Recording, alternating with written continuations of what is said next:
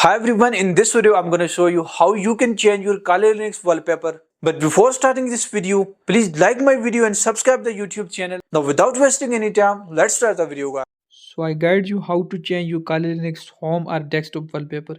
First of all, click on the Kali Linux icon. After there you can see here the search bar, type here settings and click on the settings manager. So I click in settings manager option. After that guys, you can see here the many option, multiple option. Click on desktop.